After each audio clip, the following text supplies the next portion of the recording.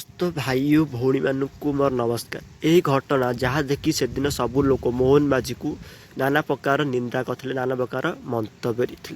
ये घटना एमती कौन थी देखु आपण मैंने भल जानते कि मोहन माझी आज होती ओडिशार मुख्यमंत्री, किंतु से दिन अर्थात 2023 अक्टोबर मसरे मोहन माझी जड़े साधारण एमएलए थे विरोध दलर।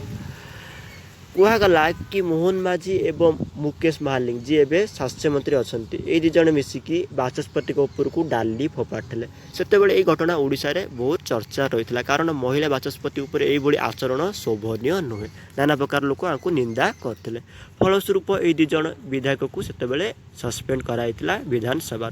केवल यही घटना बोल नुहे, आप देखुवे 2021 एप्रिल मसरे जिते बाचस्पति उपर को चप्पल फोपाड़ा से यही महाशय अर्थात मोहन माझी ना प्रथमे उठी थिला।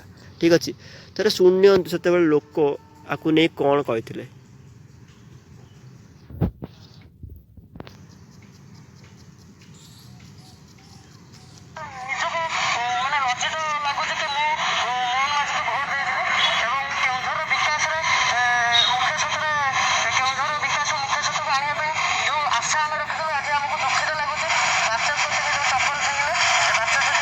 देखु यही घटना ने यहपरी अनेक लोक मोहन माझी अर्थात एवं जी मुख्यमंत्री अच्छा बहुत ये नाना विरोधर सम्मुखीन होगा पड़ता।